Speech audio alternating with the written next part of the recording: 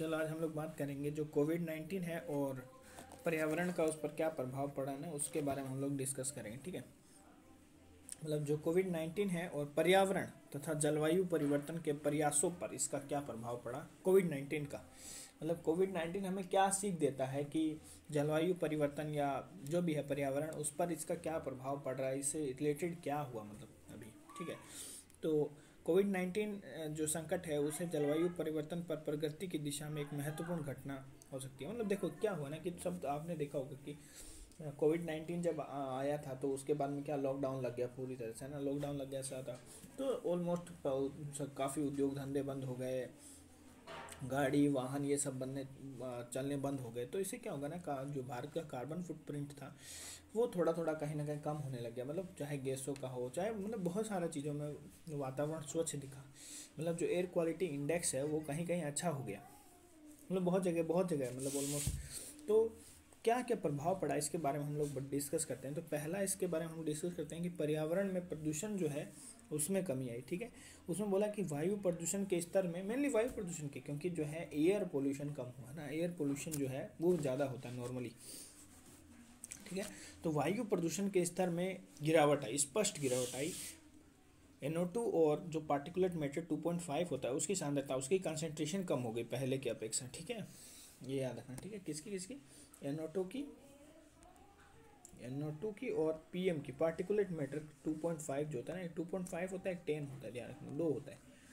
तो 2.5 की जो है कॉन्सेंट्रेशन पहले से घट गई इन दोनों की। ठीक है, ये याद रखना। स्वच्छ तट एवं ध्वनि प्रदूषण भी कम हो गया, क्योंकि गाड़ी कम चलने लगी, लोग हल्ला कम करने लगेंगे, स्कूल कम जाएंगे, तो क्या होगा, ध्वनि प्रदूषण ऑब्वियसली कम होने लग जाए। ठीक है, तो इसका मतलब ये नहीं कि स्कूल बंद करता है, हाँ, पर ये इसके कारण ये प्रभाव आया। ठीक है, उदाहरण के लिए बोला जाता है कि कई के जो जैसे मान लो कि कोई जैसे कि शहर है, उनका जो एयर क्वालिटी इंडेक्स है यानी 300 से 500 था, जिनका एयर क्वालिटी इंडेक्स AQI जो है ना, दिखता है फ़ोन में दिखाता रहता है, देख लिया करो कहीं ऊपर से दिखाना था AQI, तो उसका मतलब था एयर क्वालिटी इंडेक्स। तो किसी किसी का 300 से 500 के बीच में रहता है। ठीक है, तो 300 से 500 वाले का भी 50-100 हो गया। ठीक है, जैसे आज मेरे जो इस शहर है उसका कम से कम 250 दिखा रहा है, 250 से 250 के आसपास, 220 के आसपास दिखाता है। मतलब ठीक में आता है, ये ठीक ठीक में आता है। ठीक है, तो ये ध्यान रखना है। और कार्बन उत्सर्जन में कमी आया इसके दौरान। ठीक है, कि जो परिवहन, लॉकडाउन के कारण क्या होगा, परिवहन कम हो गया और औद्योगिक गतिविधियों में भारी गिरावट आई। ठीक है, क्या हो गया कि भाई परिवहन, जो ट्रांसपोर्टेशन है और जो इंडस्ट्री है, इसमें क्या हुआ ना कि ये लोग, अब भाई सरकार बोल दिया कि अब अपने घर में जाओ, यहाँ पे काम नहीं करना है, तो परिवहन और जो ट्रांसपोर्ट है इसमें भी भारी गिरावट आई। ठीक है, तो इसके कारण क्या हुआ कि जो दैनिक वैश्विक कार्बन उत्सर्जन होता है ना, कार्बन एक्सक्रीशन, जो कार्बन उत्सर्जन है वो क्या है, उसमें 17% की गिरावट देखी गई है। ठीक है, 17% वो नीचे गिरा है। ठीक है, ये ध्यान रखना। हालांकि देखो, जैसे एक सिंपल पूछे कि CO2 की मात्रा गिरी थी क्या, CO2 देखो, CO2 जो है ना वो वातावरण में रहता है, इसलिए CO2 की मात्रा में उतना खास कोई गिरावट नहीं है। ठीक है, वो अपने उच्चतम पे ही था, मई माह में भी वो उच्चतम था। उच्चतम में कितना, 417.1 पार्ट्स पर मिलियन।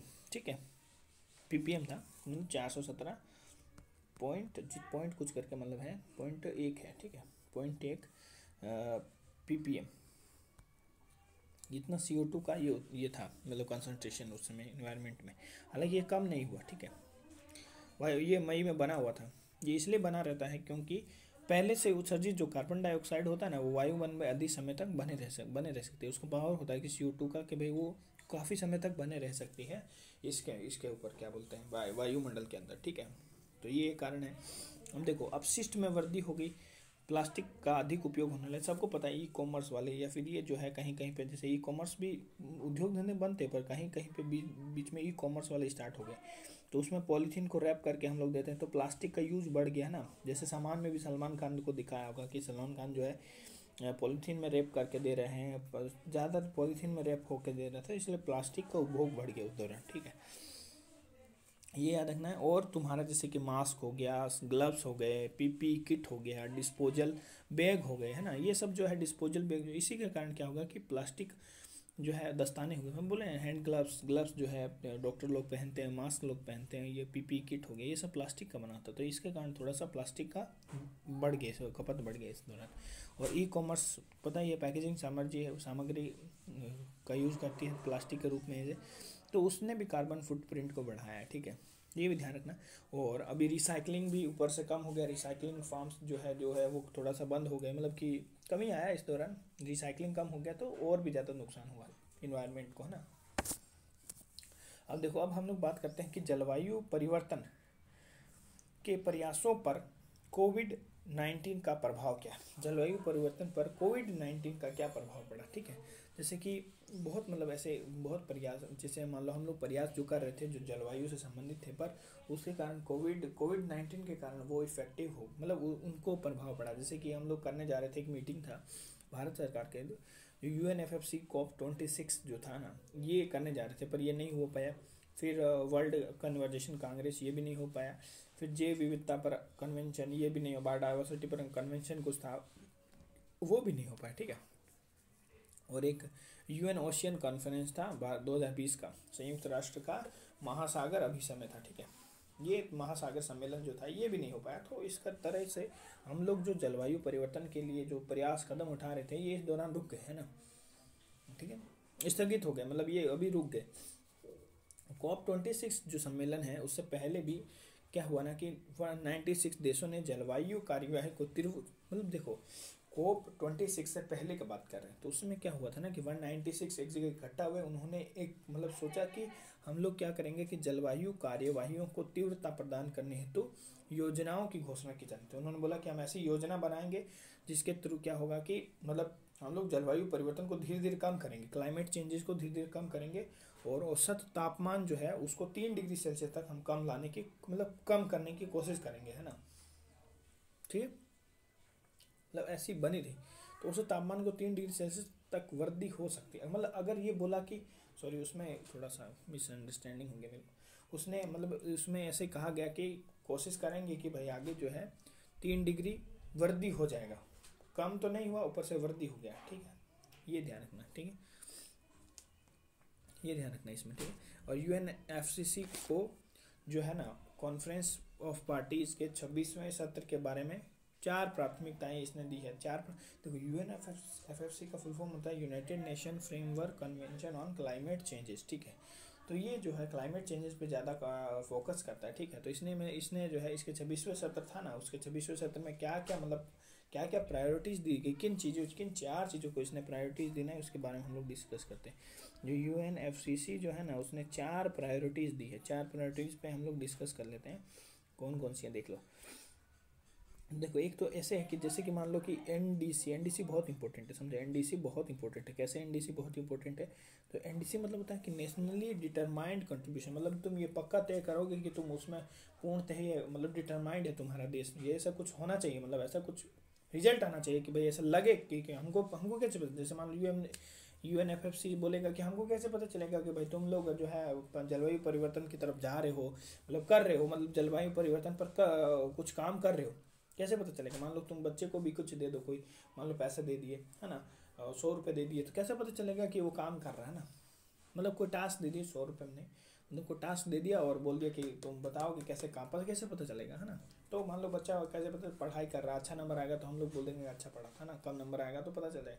तो वैसे ही उन्होंने जो है पर ये उनको बोला कि ये दिखना चाहिए कि देश जो है पेरिस समझौते में लागू करने की, जो पेरिस समझौता उसको लागू करने की दिशा में प्रयासरत है, और हर बार जो है नया होना चाहिए। ऐसा नहीं होना चाहिए पहले तुम्हारा रिकॉर्ड पहले मान लो बढ़ा फिर घट गया, तुमको हमेशा आगे अधिक प्रभावी होना है, आगे वाले जो केसेस हैं उन सब में, ठीक है। और उन्होंने बताया कि सभी देशों को 2050 तक शुद्ध शून्य उत्सर्जन तक पहुंचने की रणनीति अपनानी है।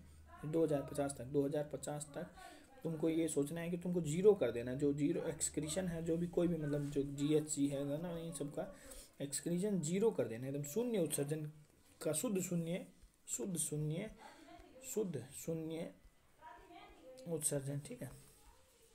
ये एक नीति था, ठीक है। और समुदायों और देशों के जलवायु बाधाओं के प्रति अनुकूल एवं भविष्य, मतलब ऐसी तुमको मतलब जैसे कि मतलब ऐसी नीतियां बनानी है जो जलवायु परिवर्तन जो हो उसका अनुकूल हो, जलवायु जो परिवर्तन हो रहा है उसको सेटअप करे, ना कि जलवायु परिवर्तन को बढ़ा दे, है ना, खराब कर दे। वैसी तुमको परियोजना नहीं लानी है, बढ़िया परियोजना लानी है। तो ये सब टोटल मिला के, कुल मिला के मतलब इसने बोला कि ये सब जितनी हैं ये बातें इसमें हुई, ठीक है। फिर हम लोग आगे चलते हैं। फिर इसमें जलवायु लोचशीलता और नवीकरणीय ऊर्जा के धन का अभाव बोलता है। मतलब क्या हुआ ना कि टैक्स में कमी आया, है ना, टैक्स में कमी, टैक्स कम वसूला गया, जो टैक्स रेवेन्यू होता है वो कम हुआ, और आपातकाल समस्याएं बढ़ती गई, है ना। तो इसके कारण सरकार ने क्या किया कि सरकार पे भी तो आर्थिक पाबंदी है। जैसे मान लो कि टैक्स जो है, टैक्स रेवेन्यू सरकार का घट गया, ठीक है। दूसरा जो है कि इमरजेंसी वाली जो है वो दिक्कतें ज़्यादा होगी, जैसे कि कहीं बाढ़ आ गया, कुछ आ गया, तो ये सब भी है। तो इससे कारण क्या होगा कि इकोनॉमिकली सरकार पर भार आ गया, ठीक है। तो भार आने के कारण सरकार जो है, जो जलवायु पर उतना पैसा नहीं खर्च कर, जलवायु परिवर्तन जो हो रहा है उस पर, उससे जुड़ी परियोजना को उतना पैसा नहीं खर्च कर पा रही, वो दूसरे पर चीज़ों पर ज़्यादा खर्च कर रही है, दूसरे अन्य क्षेत्रों पर उसका उपयोग हो रहा है उस पैसे का। तो ये भी कारण है, ठीक है। फिर वैज्ञानिक अनुसंधान का बाधित होना। लॉकडाउन में सबको पता है कि भाई इतना बड़ा सेटअप नहीं है, उस कोई भी उपकरण नहीं है, तो उपकरण नहीं होने के कारण क्या हुआ कि जो वैज्ञानिक थे उनका शोध कार्य जो है बाधित हो गया, है ना, क्योंकि एक कंप्यूटर या सिर्फ थोड़ा डाटाबेस के साथ पूरा शोध तो तुम नहीं कर सको, ठीक है। तो ये एक दिक्कत हुआ। फिर वनों की कटाई, जो पता ही है, ब्राज़ील ब्राज़ील पूरी तरह आग जला रहा है ना, ब्राज़ील में आग लगी, ब्राज़ील में हालत ख़राब था, मतलब कोविड से बहुत हालत ख़राब था, बहुत बुरी तरह प्रभावित हुआ था ये ब्राज़ील, ठीक है, ये ध्यान रखना। तो कोविड से जो है बुरी तरह प्रभावित हुआ था ब्राज़ील। तो और उसमें वो क्या हुआ ना कि भाई आग लगा, साथ साथ में बड़ी मात्रा में वहाँ पे लोगों ने लकड़ियाँ काटी और अवैध लकड़हारों ने लकड़ियाँ बेची, जो भी मतलब खनन किया, मतलब पूरा बर्बाद कर दिया। मतलब तो वनों की कटाई भी पर्यावरण के, मतलब कोविड-19 में ये हुई। तो इससे क्या हुआ ना भाई, मौका मिल गया उन लोगों को, भाई एक तो सरकार परेशान है, वो उधर काम में लगी हुई, इधर हम अपना अवैध काम कर लेते हैं, इस तरह से। अब कोविड-19 को लेकर, पर्यावरण और जलवायु को लेकर कोविड-19 से क्या सीख मिल सकता है? तो ये सीख मिल सकता है कि वैज्ञानिक और वैज्ञानिकों को हम लोग को विज्ञान और वैज्ञानिकों को प्राथमिकता हम लोग देनी चाहिए ना। हम लोग को ये नहीं, राजनीतिक सीमाओं से परे हट के, है ना, राजनीतिक सीमाओं से नहीं सोचना चाहिए भाई ये इसके साथ मेरा बनता नहीं है तो नहीं बात करेंगे, इस तरह से नहीं होना चाहिए। राजनीतिक सीमाओं से हट के हम लोग को बात करनी चाहिए, और राष्ट्रीय सीमाओं या राजनीतिक सीमाओं से परे होकर एक वैज्ञानिक नेटवर्क बनाना चाहिए सहयोगी, जिसमें वो लोग एक अच्छी, मतलब अपनी पूरी दक्षता और प्रयोगों के साथ या प्रयासों के साथ जो है एक अच्छा माहौल क्रिएट कर सके ना, कोई भी अनुसंधान कर सके जो भी है। तो इसके लिए अंतर सरकारी पैनल जो है IPCC का, यानी inter government panel on climate change, ये प्रदान किया गया है, ठीक है। फिर इसमें कॉमन गुड्स की सुरक्षा और सुधार के लिए लेके कुछ बात किया गया है। जैसे कि भाई क्या हुआ ना कि सार्वजनिक स्वास्थ्य एवं कल्याणकारी प्रणालियों में देशों द्वारा अतीत में, जैसे मान लो कि जैसे कि अभी लोगों को पता चला कि क्या हुआ ना कि कोरोना के कारण क्या है, स्वास्थ्य प्रणालियाँ जो है, पता चला PPE किट नहीं है सरकार के पास, वैक्सीन नहीं है, सरकार पता चला गया कि कुछ नहीं है। तो फिर पिछले कुछ सालों में ऐसे हुआ है कि महामारी में स्वास्थ्य में जिन्होंने निवेश किया ना उनको अच्छा प्रॉफिट मिला है। तो सरकार भी ये दिमाग लगा सकती है कि भैया इंडिया भी अगर गवर्नमेंट जो है वो अगर सरकारी मतलब स्वास्थ्य सेवाओं में इन सब में अगर पैसा निवेश करे तो उनको भी हो सकता है आगे अच्छा रिजल्ट मिले, ठीक है। निवेश के बेहतर परिणाम है इसमें, ठीक है। फिर पहले से वंचित लोगों पर ज़्यादा ध्यान, जैसे कि मान लो कि कुछ लोग जो हैं जो बहुत गरीब हैं, ठीक है, तो पहले से वंचित लोग जो है ज़्यादा वंचित हैं, जैसे मान लो ज़्यादा कमज़ोर वर्ग है, जैसे कि किसान हो गया ना, जैसे किसान हो गए, दिव्यांग व्यक्ति हो गए, जो नर्सिंग में काम कर रहे हैं वो लोग हो गए, तो वो लोग पहले से ज़्यादा मतलब क्या है, प्रोन है। तो उन लोगों को, क्योंकि उनके पास संसाधन और स्वास्थ्य देखभाल की सुविधाएं नहीं है ना, अपर्याप्त सुविधाओं के कारण स्वास्थ्य एवं स्वास्थ्य की स्वास्थ्य सेवा और जो साधन है उससे संबंधित तो उनके पास है नहीं, तो वो ज़्यादा प्रभावित हो जाते हैं, वो ज़्यादा सुभेद हो जाते हैं इसके प्रति। तो उनकी तरफ सरकार को ज़्यादा ध्यान देना चाहिए, ठीक है, ठीक है।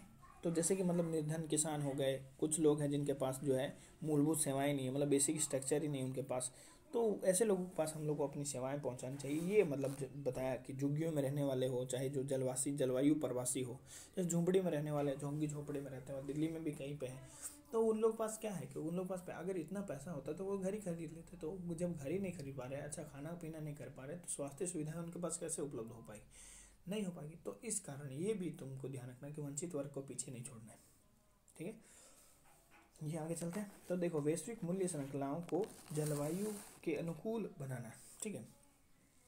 मतलब तुम वैश्विक जो भी श्रृंखलाएं हैं तुम्हारी, तुमको ऐसे करना होगा कि तुम उसको जलवायु के अनुकूल बना सको, ठीक है। जलवायु, जैसे जलवायु है वैसे ही तुम उसको, ताकि ऐसी तुम योजनाएं या परियोजनाएं लाओ जिससे क्या हो कि जलवायु में या परिवर्तन, जलवायु जो परिवर्तन होता है वो ज़्यादा बढ़ ना जाए, मतलब वो ज़्यादा खराब ना हो जाए, स्थिति और ज़्यादा खराब ना हो जाए, है ना। निम्न कार्बन गतिविधियों को तुमको प्रोत्साहन करना चाहिए, है ना, इस तरह से, ठीक है।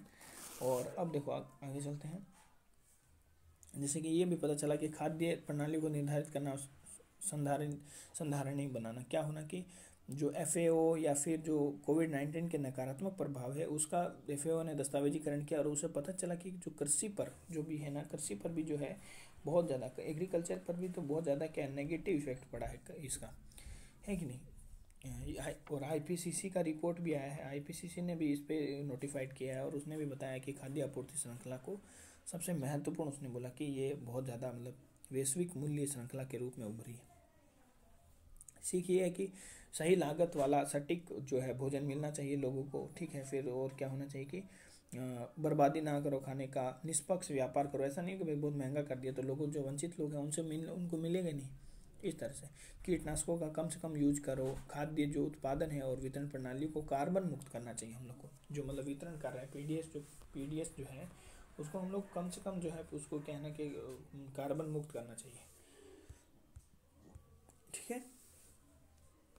और ये सुनिश्चित करना चाहिए कि जनता तक ये भी हम लोग को ध्यान रखना चाहिए कि जो जनता है उस पर जो है विश्वसनीय जानकारी पहुंचे। ऐसा नहीं कि लोग देखो कहीं कहीं पे नेट ऐसा होता है कि क्या होता है ना कि लोग जो है गलत अफवाह फैला देते हैं जिसके कारण लोगों को भ्रांतियाँ, चिंताएं, डर ये उत्पन्न हो जाता है कि भाई ये खाना सही नहीं है, जो भी कोई भी कारण हो सकता है, वैक्सीन सही नहीं है, बहुत सारा ऐसा रीजन है, ठीक है। तो ये सब जो है भ्रामक जो है इसमें इस सब को हटा देना चाहिए, ठीक है।